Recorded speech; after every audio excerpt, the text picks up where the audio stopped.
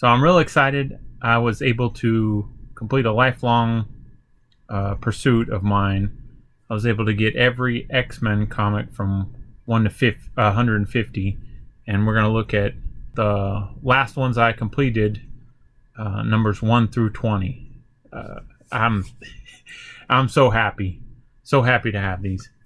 So got issue number 12 right here. This was one of the last ones that I needed. I was surprised to finally get it in pretty decent shape. It's got a cool cover. I like it, with Blob and I don't know if that's Avalanche or whatever dressed as X-Men.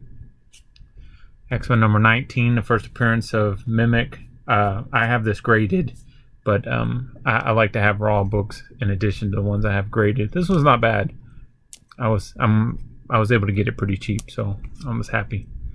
X-Men 18, I've had this one for a while. Nothing really special about this one. It's a little worse for the wear, but it's still X-Men number 18.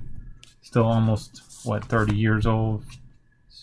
50 years old. X-Men number 17, another one that's not particularly noteworthy and not in the best shape, but I'm just happy to have these.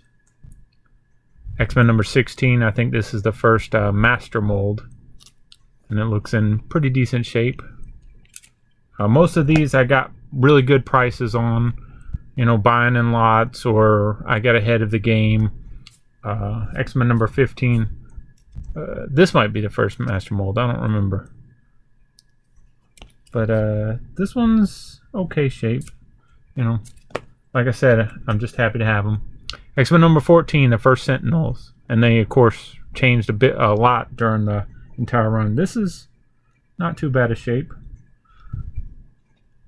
It's in Mylar. I need to put all mine in Mylar. All these first 20 in Mylar.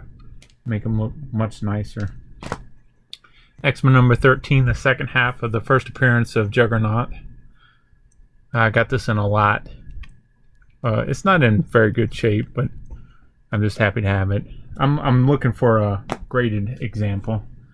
X-Men number 12, I had already had a 7.5 graded, and this guy was selling one for, I think it was 150. And he put tape on it. I'll get it removed eventually, but it's still an X-Men number 12, the first appearance of Juggernaut. In rough shape. Probably one of the worst condition copies I have of anything. X-Men number 11, this is the first Stranger. Really nice comic, except for this part that's cut out. I don't know if that was a return, and this was how they, like, normal, a lot of times you'll see ones where the top half was torn off, and that was to get credit for it. I think this might have been something like that, but it's a nice copy that I got cheap, really cheap. First appearance of Kazar in the Silver Age, or first appearance of Kazar period. This one's not in bad shape. Yeah, this is a pretty nice shape one. X-Men number 10. Yeah, happy to have that one. And it's recently gone up. X-Men number 9. X-Men versus the Avengers. This was graded in a 5.5. It was graded in a 5.5, but it was qualified because it's missing page 16, which does not affect the story. And it was slabbed, and I was like, I don't really think I need it slabbed with the green label, so I just broke it open and put it with my raw books. It's nice to look at. I like it. X-Men number 8, the first appearance of Eunice. These ones with the white covers, they really show it, and the grades go down significantly because of it. I got this in a lot as well. X-Men number 7, I think this was part of a lot. Not in the best shape, but it's still an X-Men number 7. It's not particularly noteworthy. I think it's the second appearance of the Blob and third appearance of Brotherhood of Evil Mutants, including, Scarlet Witch and Quicksilver.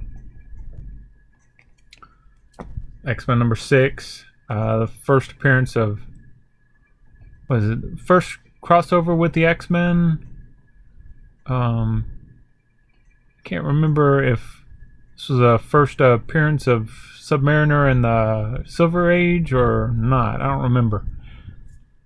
But I got this in a lot as well. It's okay shape, not terrible. X-Men number 5. I'd like to upgrade this one, but I'm just happy to have it, especially since it's a little bit more pricey than some of the other ones after number 4,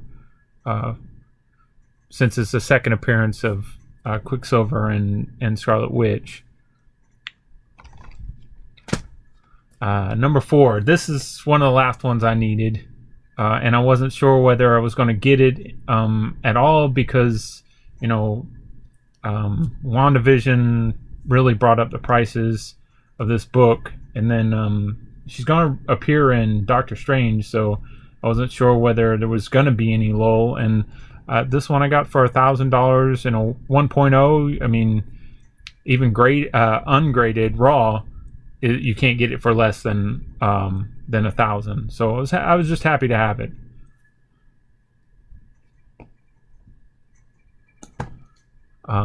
X-Men number 3, first appearance of Blob. I think I found I think this has a detached cover. There's it's not the right cover for the book because the staples don't match up, but I'm just happy to have it, and it's fine. It presents fine to me, so I'm just happy to have it.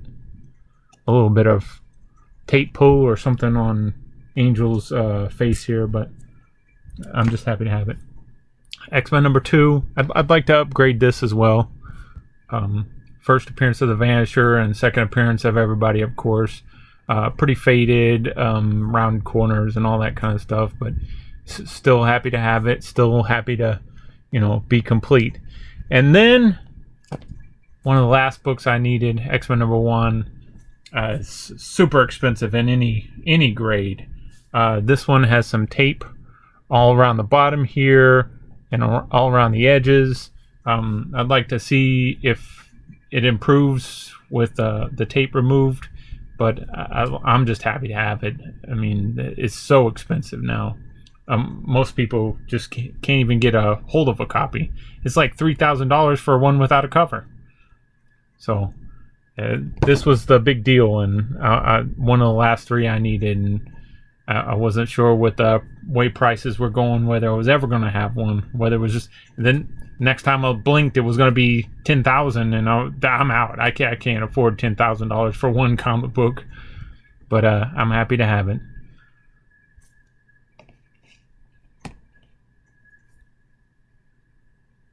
That's going to be it for today, and maybe I'll do a couple other ones. I've got all the Claremont run. I've got all the first appearances. I can show you all my graded comic books. I got a lot of X-Men. I'm happy.